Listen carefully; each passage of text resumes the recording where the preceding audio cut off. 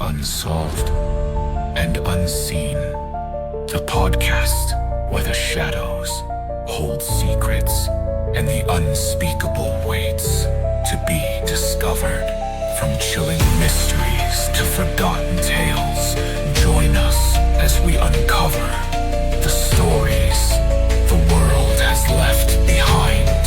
Are you ready to step into the unknown?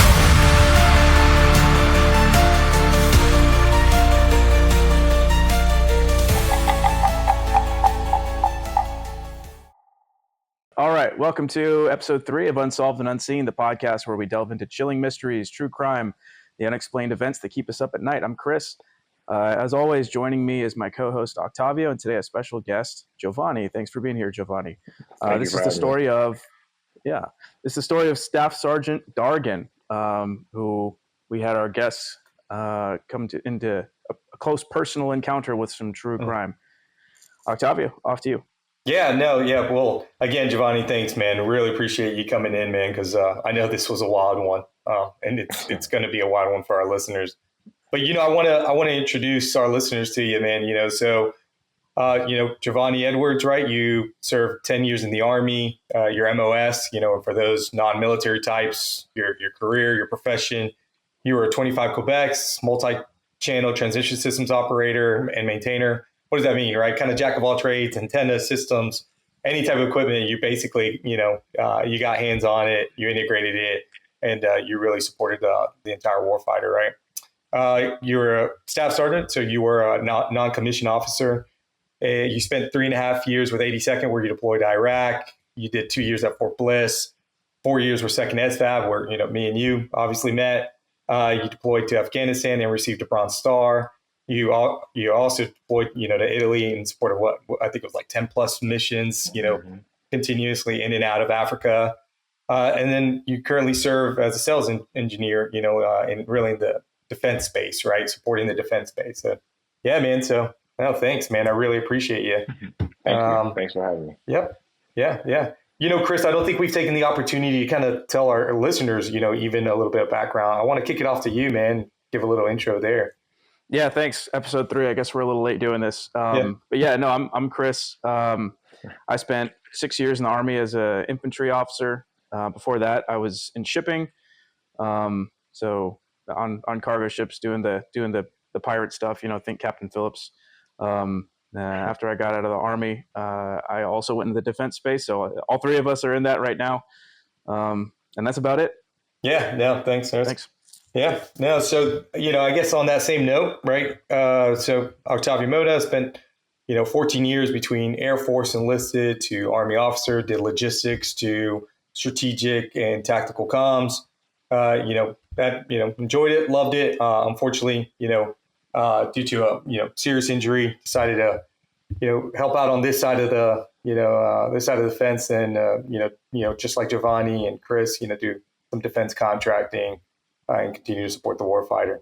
But yeah, no, awesome. Yeah. So that being said, I think, guys, we should probably set the stage, right? It's a time and place where there's been a lot of like recent events, across the entire Army, quite honestly, a lot of high visibility, cases, crime, murder, you name it. I think, Giovanni, we were probably talking about less than a year or two, the big incident at Fort Bliss had just gone down. Right. And then the beheading at a battalion that I was actually also in. And then here we are, a case with Staff Sergeant Dargan. So, what I got to say is I want to cover like that morning, right? If you remember the morning of the day prior that Staff Sergeant Dargan committed what we now know to be this, heinous crime, heinous murder, and atrocity. The morning prior, he communicated with me and you and kind of, let us know what, some of the stuff he was going to do, some of the things, he needed to deconflict. And, I would like to say this, that started off like any normal day, right? Hey, we're ramping up. We're about to go out to an undisclosed area and, really need to take care of some family affairs, right? I mean, I'm sure that's what he communicated to you as well. Yeah. So what do you do, right? Like any good leaders, me and you immediately looked at each other like, yeah, sure, man, do you handle what you got to do, especially because, it sounds like it involves your wife. Next day, we got it. It'll just be me. Giovanni will handle the shop. Just let us know when you get back, and then that way the following day we keep trucking along.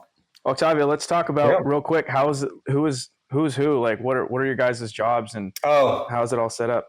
Yeah, no, that's good. So I was the Battalion S6, which is basically a communications officer.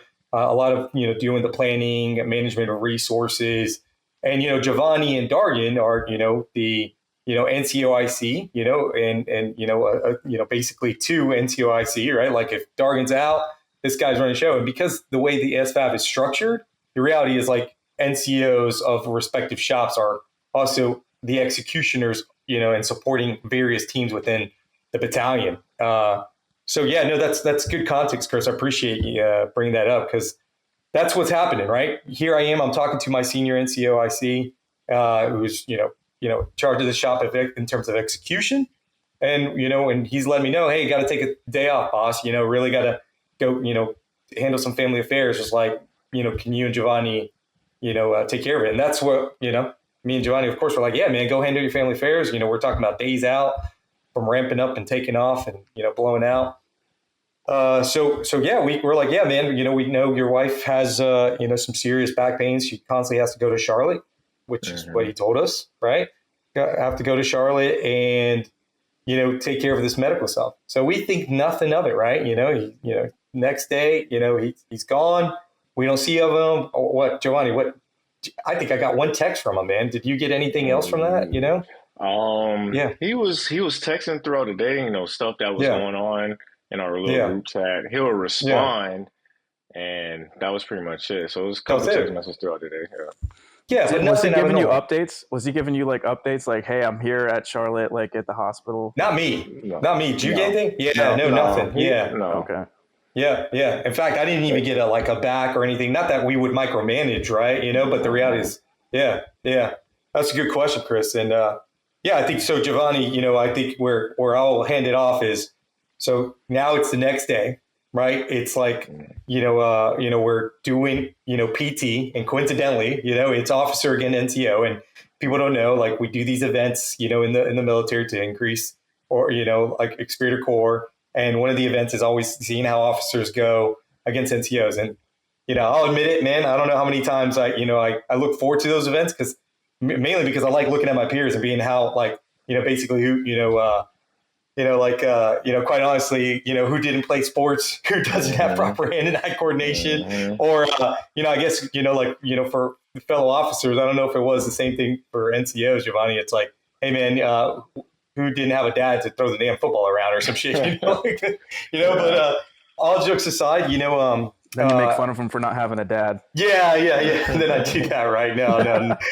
just, just really all jokes aside, it came down to just seeing how how you could tell the officers that just never played sports, man. It's always obvious, NCOs, soldiers always probably, played sports, did some extracurricular activities, you name it. Right. Well, anyways, so that morning, we're splitting off teams and it's uneven. And what's Dargan do? Hey, sir, you're probably enlisted. Come over to the NCO side. And me, Giovanni, a couple other soldiers and Dargan, we absolutely crushed them, dude. Right? We destroyed the officers.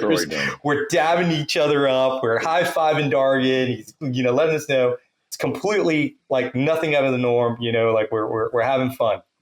And I think it's right around lunchtime. I get pulled aside by all these senior leaders after we finished physical training in the morning, gotten our task and ready to go, get the day started. It's getting close to lunchtime, and a whole bunch of senior leaders bring me in, right? And we're talking about people with 20 plus years of experience, and they're asking me all the questions, Giovanni, right? Uncomfortable stuff, right? And immediately, what do? You go to your training. All right, hang on. I haven't done anything illegal, unethical, or immoral, because they're asking me, Chris, like, hey, where was, Staff Sergeant Dargan yesterday? What did you allow him to do yesterday? Where would you have any suspicion to believe he was anywhere else? And I'm thinking like, man, what the, can a guy not get his stuff in order, his family affairs in order, and what's so wrong? Like, so taking was your this wife. Towards the end of the day, or is it like right after PT? No, so it was around lunchtime. It was probably a little bit post lunch, honestly. Mm-hmm. If I could recall, I think it was a little bit post lunch. And so I'm getting all these questions, right? And and I'm answering them. I got nothing to hide. Again, nothing illegal and ethical and immoral.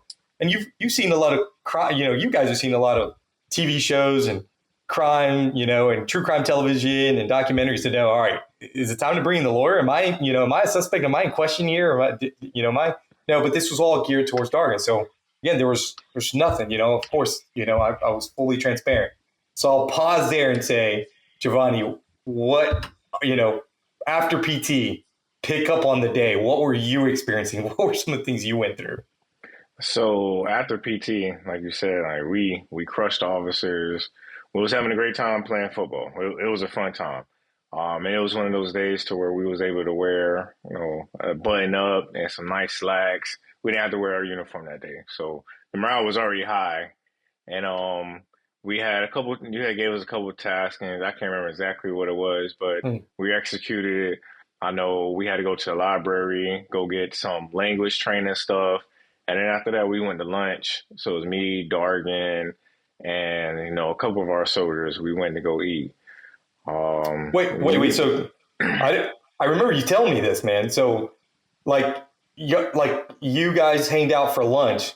Like, was it like planned, or like, like you linked up with him, or how, like explain that situation. I mean, we're all together in one shop. So we're around each other all day long.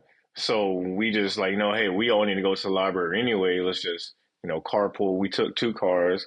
Dargan rode with me. The other soldiers, they all rode together. We went to the library. We did whatever we needed to do there. And then, we just stayed right there on post and grabbed some. I think we went to Burger King, grabbed some lunch. We ate. And then we just head on back to the shop after that.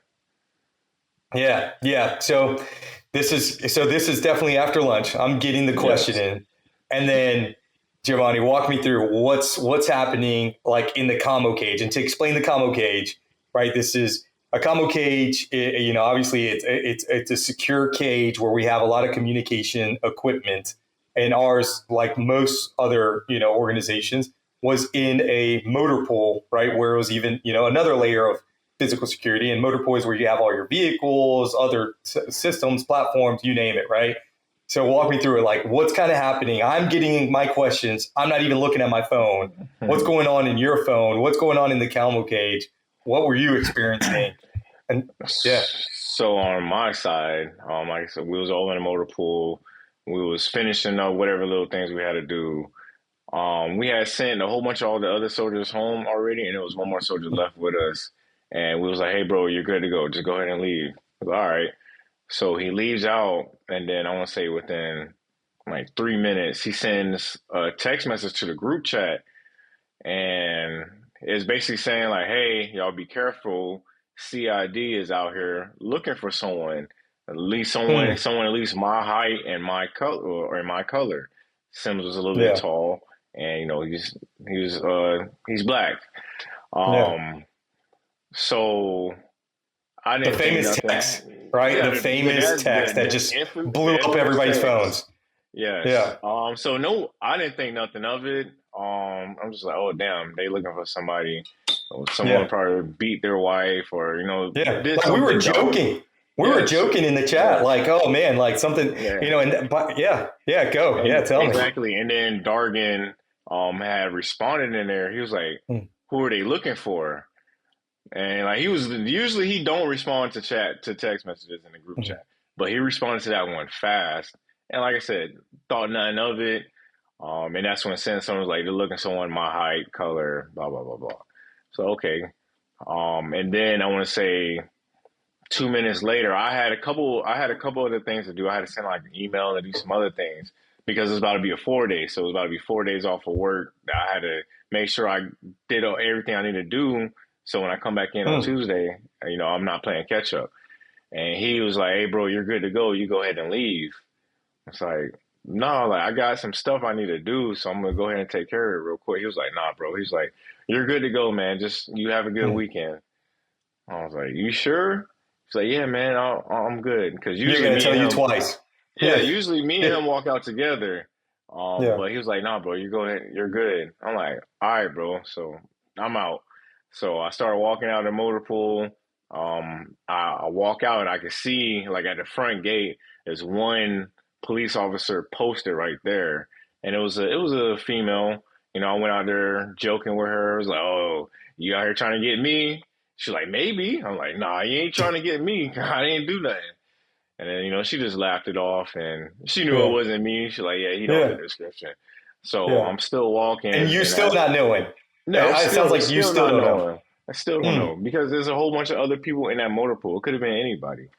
Yeah. So I turned the corner, start walking towards my car. Then that's when I see all the other police officers. It was about 4 or 5 guys. They was kitted up. They had their plates on. They're all standing right there with their hands on their plates, just Yeah. mugging me. And I'm just Yeah. looking at them and like they're just grilling me. I was like, oh, these guys are intense. Like, all right, well, let me go ahead and get in my car and get up out of here. And Who else, Giovanni? I remember Georgia State Police. Who else did you see out there? So you remember? I don't remember it being. I think it was Fayetteville Police. I don't think Georgia Okay. Police had made it yet. But They hadn't made it yet. Okay. they hadn't made it, but it was. I'm pretty sure it was the MPs and it was the Fayetteville Police. And They was CID, already, right? and Is what I'm CID, tracking. yes. Yeah. So Wow. so all of them was out here, and I know I had to go to the gas station. So I just made it to the gas station, and then that's when you did you call me or did you text me? I can't remember. Yeah, man. I can't remember. Definitely we talked. I felt like it was a Oh, call. you text? No, no, Yeah. no, no. Yeah, no, You it's text. text me. Yeah. You text me. You was like, Yeah. because you was still on the red carpet, so you couldn't call me. So Yeah. you was texting me. That's right. It's like, bro. That's right. It's like, bro, Dargan got arrested. I'm like, no, he didn't. I was just with him. He was like, no, Jeez. bro. CID was there for him. I was like, oh Yeah. my goodness, what? In Yeah. my head, I'm thinking he just did something dumb. Like, he probably did something dumb. Sure. Sold some whatever. combo equipment, man. I don't know. Or did some scamming stuff or something. Yeah. I'm like, he did something dumb. But So before we go into why he was arrested, when you guys found out why, can you give like a quick sort of, I guess, profile on this Dargan guy? What's he like? How long has he been there? What was he acting like previous? Like, just give me kind of like an idea of where his headspace was. Giovanni, thoughts, man. You first. Yeah, so Dargan, first of all, he was only there for about, I want to say this is probably like month 3. I want to say. Yeah, that's about right. It wasn't that long, and he was this guy is funny. I'm gonna tell you, like, he is hilarious. He will have you laughing all day long. He was cool. He was sociable. He wasn't mean or anything. He was a cool guy to be around. I had 0 issues with him, and he was taking over my spot, so I was happy about that. That I get to sit back and relax, and because I'm about to get out of here. But that day he didn't miss a beat. He was still cracking jokes. Like, you couldn't tell anything was wrong. Yeah. I mean, Giovanni, I would tell you the same thing, right? If anybody ever asks, it's like, hey, man, was there any signs? It's like, no, dude, calm, collected, same old Dargan, dry humor type personality, but it would have you laughing, right? And that day it was like, hey, man, let's go. Like, hey, here's the task, condition standards, here's what we need to do. Yep. Check. Let's go. We'll go out and execute. Hey, I'll see you on the motor pill after lunch. Got to catch up on some last minute planning. And it was like, yep. Hey, roger that. We'll move out. We're, guys are ready to go. Here we are, like unexpected, completely unexpected, right? We, 200 plus people were probably still in the motor pool. Like, who are they looking for? Right. So, yeah, good question, Chris. So that makes it all the more shocking when we find out what he actually did. So, Octavio, how did you kind of like how did it come to light to you? Yeah, I mean, the reality is, like, one of the leaders, I don't think it was like indirect. I think at this point it was like, hey, cat's out of the bag. You're going to find out, right? He's officially been arrested, right? And God, Giovanni, we found out later. I mean, they had, a whole bunch of information, which we'll talk about, right? But I mean, Chris, if you want to pull up the link to kind of, now that we've described Dargan and given a profile, I mean, here's the heinous crime, right? You know, what slips up from one of the leaders is, you know, again, only full admittance, only after, you know, he's been arrested. It's a, hey, the reason why we ask you all these questions, Octavio, is like, you know, it's quite honestly is like they have suspicion to believe he's committed a heinous crime. And I was just like, you know, which one do you want? You want the yeah, MSNBC one? Yeah, I think yep. Yeah, if you could just pull up the kind of what pops up, right? Yeah, so or NBC. Yeah, right. So you know the reality is, you know, immediately as it says there, right? You know, at the you know, like at the top of the link, you know, you'll see that you know what we find out is he was suspected of committing a murder. More specifically, someone that he knew. It wasn't just some random act of violence. And then, of course, you know what, Giovanni, I think our messages in our group chats blew up until 1, 2 o'clock in the morning, you know, just to make sure we were going to get sworn statements and you know, like get our story straight. Not that there was nothing to hide, you know, from everyone else's. Like we paid no part in, you know, what he committed. But the reality is, you know, you still wanted to make sure that they had a good understanding and sequence of the events, right? Yep. You know, So what did he do? You know, what we find out is more specifically, you know, he did not go to Charlotte, like I told me and Giovanni, and you know, as we reported leaders, he ended up going to Georgia to link up with his, you know, quote unquote mistress, right, if you will, who was having his, who was having his child, you know, and she, you know, so their unborn child, 33 weeks pregnant. What we found out is he actually, traced her down or chased her down, you know, like located her and, you know, followed her and unloaded, a clip or two. I mean, it had to be more than a clip. I mean, we're talking about, from what I recall, it was about 20 plus rounds. So, you know, he killed her and the unborn child, and, you know, came back. And that was, of course, the day that he was supposed to, you know, have Sweetbella take his wife to Charlotte, deal with medical appointments, comes back the next day. And Chris, as you just heard, as anybody our listeners are hearing, is, dude, like probably the definition of a psychopath, right? Like showed no remorse. I mean, Giovanni, did you get remorse? I didn't see remorse, man. You know, I really generally didn't see remorse. And, you know, immediately just, you know, went about his day like if it was a normal Army day. And that's essentially what happened, man. He, you know, we found out later that, you know, he had passed away, or I'm sorry, he had killed, you know, that lady. Yeah. So his girlfriend was 28 years old. Yep. Akalia Ware was her name. She was, like you said, 33 weeks pregnant. Yep. She was shot while on the highway. So I guess he must have pulled up beside her and started shooting. Is that right, Octavio? Yeah, no, that's exactly it. You know, I chased her down basically, like, you know, and I want to say he did it from his vehicle. You know, he like just unloaded on her completely. Sounds like it. And then she was shot while driving and then crashed. And he was charged with, looks like he pled guilty to malice murder, felony murder, feticide, which is killing a child, aggravated assault, and then possession of a firearm during the commission of a crime. Wow.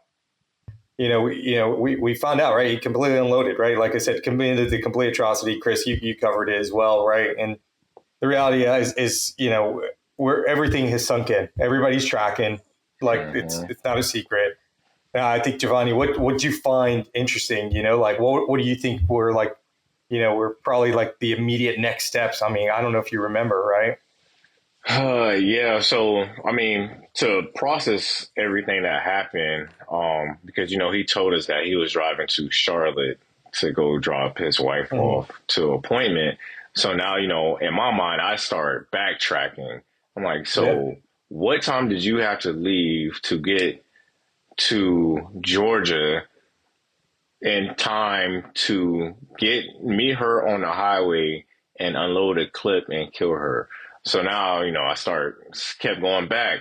I'm like, okay, so he definitely left way before hours of going to PT, because if I remember correctly, that's about a 5.5 hour, 6 hour drive. So to be there by what time around this happened? What, 9 a.m. somewhere around I that think time that so. Yeah. happened. So that means he had to leave around 3 o'clock in the morning. Definitely premeditated, right? Yeah, Without a definitely. doubt. So Yep. then I started asking myself, okay, so what did he tell his wife to get out of the house at 3 o'clock in the morning? Yeah. Because PT don't start till 6:30. Interesting. Yeah. I didn't even Granted, think about that. Yeah. exactly. Granted, he did live like 45 minutes away because of where he lived, but still leaving around 3 o'clock in the morning, it doesn't add up. Yeah. So that's the first thing I started thinking about was how did he get Yeah. out of the house around that time? And then the next thing was, okay, he gets there. How did you pinpoint exactly where she was at? Did Yeah. you already have her location? Was you on the phone with her? Did you already know her schedule? Did you know you knew where she lived and you followed her? This is so many questions that we can't get these answers to because how did you know? Yeah. That's the things that runs through my mind when I was thinking about the situation when it first happened. Yeah. Or how about, dude, I'll tell you what I was thinking because we talked about it the next day. Dude, you had this guy in your car. You were the last one in the cage with him. Like, Yes. man, like, how did this guy like not, go nuclear on you? You know what I mean? I mean, who knows, man? Like, but I'll tell you the other thing, Giovanni, is like, I will say this, man. I got to give it to the Army at being, we do a lot of things right. Sure, we do some things bad, but a lot of things right. And one of them, you got to admit, we've talked about this before, even before, today's recording is the process after to handle the family situation, his military equipment, like, and really breaking down next steps in that whole process, man. What do you recall about that infamous drive that like we were number one, we were dreading because we didn't know it was going to be us. We figured it would be the company commander and another senior leader, but tag you're it. You guys served with him the most. What do you remember? Do you recall that drive and then, kind of like set the stage what happened when we showed up, right?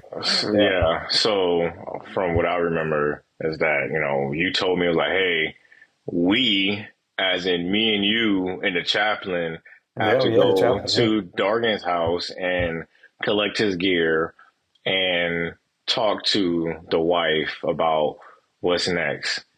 And I basically said to him, like, why do I have to go?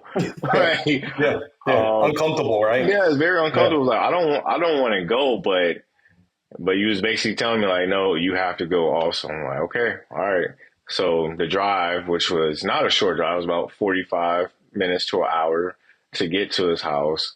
All three of us, we were just going over the game plan. Like, okay, this is what we're going to do. That's fair. That's right. Because we didn't want to go in there and just look like we was unprepared. So, all right, Giovanni, you're going to go grab the gear. You're going to locate the gear, grab it, get it secure. Chaplain, you and the chaplain was going to be, kind of like talking to her, but not really talking to her yet until, we got everything secure. But once we got there, she was very easygoing. She was very receptive. She was like, yes. He was very neat. He kept all his gear over here. It's all in one section, so it's not going to be hard. So we secured all the gear, put it in the back of your truck. And then that's when we sat down with her, and then you was going over the next steps. Yeah, I'll tell you, Giovanni. I think I think the rehearsals helps. Like because it was so like it was immediate, right? It's like, hey, we got to take action. Here's the task. The following day, you got to go. Execute this, right?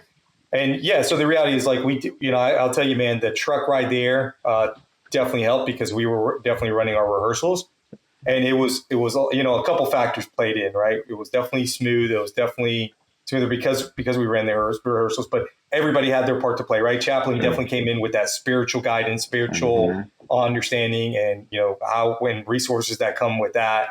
And I came in with a formal, here's the Army process, here's the formality of what where you're at in time and space, and the next steps that you're going to experience. You as an individual, you as a spouse, and you as a family, right?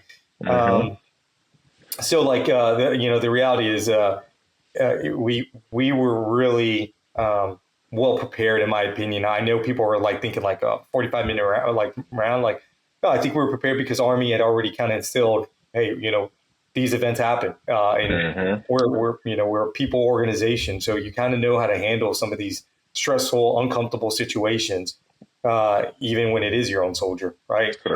That's the reality, and so.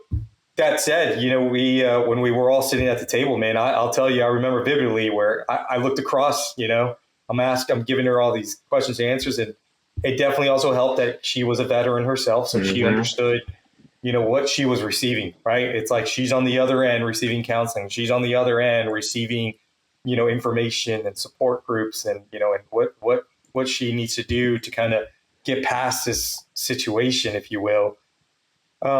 I don't know if you really ever get past it, but that said, dude, I got to tell you, I remember corner of my eye, I said something, and all of a sudden the kiddos come right around the corner, man. How was your reaction, man? Because I remember seeing it.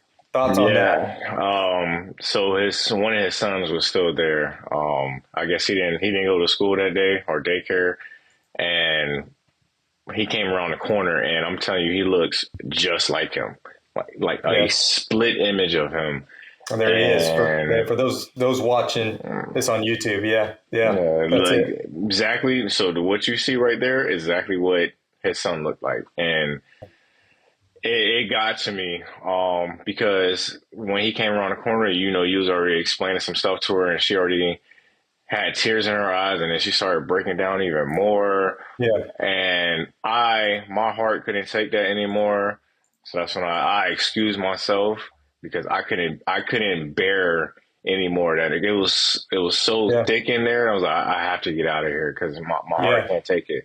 So I had to go outside, get some fresh air, and wait for you guys to finish, which wasn't too much longer. It's probably like another. I think Chaplain came out after me a couple minutes. Yeah, no, I was going to tell you, man. I got to tell you, man. I got like respect to you both, but yeah, Chaplain followed suit not too long after you, man. Because I could tell it's one. He did what he needed to do, and he definitely knew like, hey, next step was probably a little bit more of a private conversation of like, all right, hey, more of what the only information that I could give him, So I think he knew his place.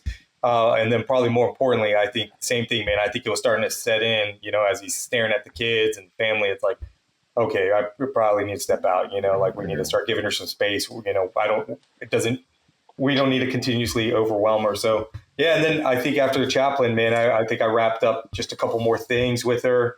Some more information, some more packets, phone number to be able to reach out at least until, she gets all the proper support that she needs. We feel like there's a proper handover and transition. I know you was going over the financials to make sure that she was good because for y'all that don't know, once you get incarcerated in the Army, you lose all of your benefits. So your pay stops. So it doesn't matter if you have a family or not, everything stops. So that's right. You brought up the schools, right? The kids' schools, which was like a big key factor, man. I think drove that discussion, man. Like, were the kids like in local or like, or what, like homeschool or like, well, I can't remember the situation, man. Honestly, I can't remember. Yeah. But it was a thing. I don't know if it was. I don't think it was homeschool. It was either like private or it was just a commute that was a very. It was definitely an expense that they had to consider. Yeah, man, that's a good point, Giovanni. Like you're right, man. The benefits that come along with it. They did have a nice. The house was pretty big, so I'm pretty sure it was able to afford it because of the double income. Her 100% disability, and then what he was making, what he was making as a staff sergeant.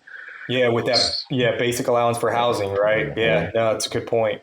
Yeah, well, I think at this point, Chris, what ended up happening was like, the next steps past that was, the reality is, trial, right? And Giovanni, I think you're right. It probably wasn't Georgia State Police that went out there, but and crossed those state lines. Maybe they did, maybe they didn't.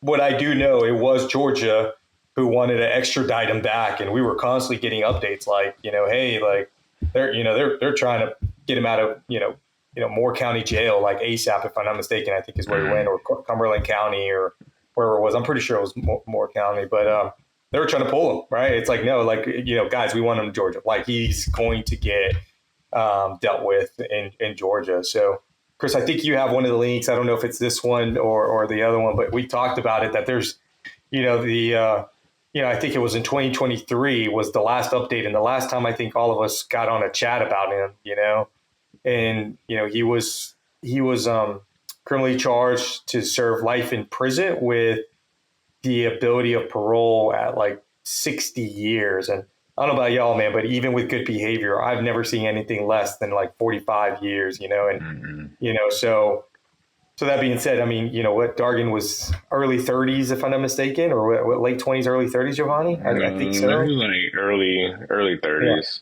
Yeah. So, yeah, I mean, guys, just do some math, right? I mean, you're talking about 90-year-old, but before he even thinks about getting out or possibility with parole. So that said, I mean, that's really what happened, Chris. That was crazy story, and convicted of that heinous crime, and all within our battalion.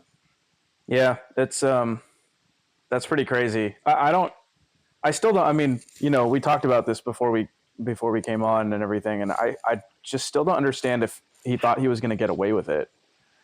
Like, he came to work like nothing happened. Correct. Did he know that he was going to get caught? I have to assume that he knew he was going to get caught. It didn't seem like he was playing like, Heat. You seen that movie Heat, where they're just like shooting guns in the middle of the street in downtown LA? Like, there's no way he didn't think he was getting caught. Well, Giovanni, you know what? They discussed this, man. Somebody brought up his time, man. What's your thoughts about some of those discussions about all of a sudden the FBI and CID were looking into like his past, man? What do you think, or what do you know about what you heard about his past? Especially like his previous assignment. Do you remember that? Do you recall what they talked about? I honestly don't, but from my time with him, I knew he was kind of a wild person. So I'm like, he could have got himself into some trouble doing whatever he was doing. So what was his previous assignment? He was a recruiter. He was a recruiter in Myrtle Beach, right? Myrtle Beach, South Carolina. Yeah. And I don't know, man. I remember there was discussions about, dude, like, this guy probably, we're going that far back. There's no way.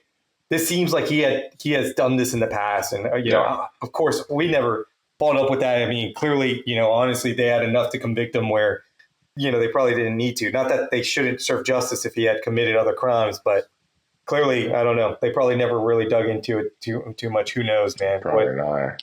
Yeah, but that does remind me though that, I got to tell you, man, like, there was a video on there that talks about the family members of the victim. And, I know he was a soldier. I know we served with him, but, hey, man, like, the dude was a murderer, man. Give him the book, but I'll tell you, there is one comment, and they said, hey, look, the reality is he's in jail. He'll still be able to see his kids grow or hear about how his kids are doing, and vice versa. It was like, this mother left behind, what was it, Chris? 4 kids, if I'm not mistaken. Which one? Like Miss Ware? Miss Ware. Yeah. She left behind 5 kids. 5 kids, yeah. So it's like, dude, like, they'll never get to, she'll never get to see her kids grow up, right? She'll never be able to, like, see their birthdays, how they did, graduate high school, college. So I got to tell you guys, her mother put on a fundraiser just for her kids. I'll pull it up now. But if anybody wants to go ahead and like donate, it's kind of old, but this is years ago. But Aquila Ware's Children's Fund. So they raised $2,100 of $5,000. So they got about halfway there. Yeah. Anybody listening, go ahead and donate if you want. Another interesting thing I think I read is that usually she would be taking all of her kids to school that morning, but this just so happened this morning she didn't. So imagine if all of the kids were in a car. Yeah, and she's a professional, right? Like a registered nurse or something. I think she was an RN. Yes. Yeah. So that's crazy, man. I didn't even. Imagine if all the kids were in a car and he did that. Yeah, clearly no care. I mean, no regard of life, So, or would have changed his mind if they all was in there? I didn't even think about that. Yeah. Well, it's, one thing we can say, and I think that's probably one of my last comments, man, is Giovanni, that the wife made it really clear, Sergeant Dargan's wife, they could have talked it out. And it's things that me and you and the rest of the leaders talked about. It's like, dude, nothing in this life is worth taking your own life or taking someone else's life, amongst other sins and crimes. But, that's definitely at the top, because the reality is, here she is. And she was like, look, I don't know why, I don't know what, dawned on him, because nothing that he could have said or told me or done, any action that he had committed would have, not allowed me to. I wouldn't say she said forgive, but definitely understand or be understanding. Meaning, like, hey, man, they probably could have worked out. Maybe they separated. Maybe they stayed together, got counseling. But but the reality is, like, she fully is basically saying, like, he didn't have to take her life, his unborn child, and then now destroy two families in the process, right? They definitely could have worked something out. And I found that very strong of her and respect to her. And, but at the same time, tragic that, at the end of the day, two families are destroyed, right? Exactly. Cause I wish she would have just talked to us, honestly. Yeah. All this could have been solved. We were problem solvers, Giovanni. We were, man. That was our job. Yeah. 100%. Yeah, if you're a soldier, I think that's a good comment. Yeah. Dargan's wife made a statement to WRAL. She said she's still puzzled about his affair with Ware and his actions, but she says, in quote, "This is something our family has struggled with. I don't think we'll ever make sense of it." And then Miss Ware, the victim's mother, said, "We're at a loss for words to explain this to the kids. It's just senseless to take her life and an unborn baby's life." I mean, and Giovanni, that checks out. It says, while Brianna Dargan said she'll continue to support her husband, she expressed condolences to the Ware family. I mean, Giovanni, that checks out. Like, I mean, Chris, I never even seen those statements, man. And I'll tell you, like, honest to God, that checks out with everything me and Giovanni knew about her, man. She was just like, it sounded like, they could have walked it, they could have worked this through, man. But easily, they could have. Yeah. And even if they couldn't, so be it. You made your mistake. Now you gotta own up to it. Yeah. Giovanni, any saving rounds, man, about this whole situation? Any advice to soldiers or anybody listening out there? To all the soldiers, if you ever find yourself in a situation, that's what the leaders are there for. I know some leaders that you can't trust, or there's some leaders that just wearing stripes just to wear stripes, but at least talk to somebody that you trust and, that can help you make a sound decision, because this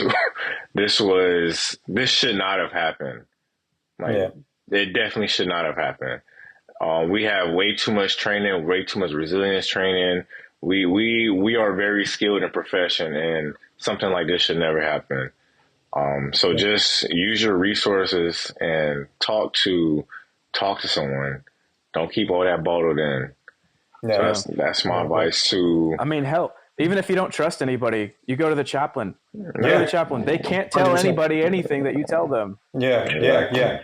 Of course. Yeah. And, it's interesting, man, No, I completely agree, gentlemen. I don't think, this is not one to add. Like, you guys nailed it, man. Like, go to all the right resources. There's plenty. I would tell you, Army has, it's like no other organization. They have plenty of resources, and starting with leaders, right? There's not a shortage of that. Yeah. Great job, gentlemen.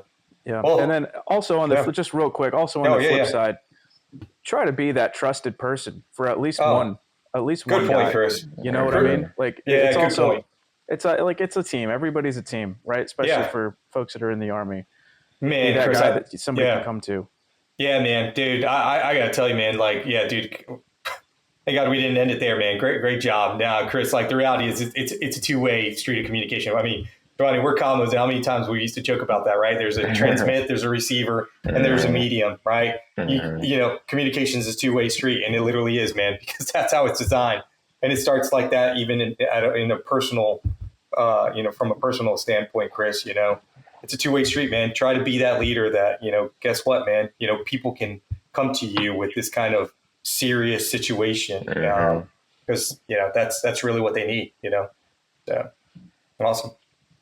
Yeah, Chris, I want to close this out, man. Thanks. I don't have a closing.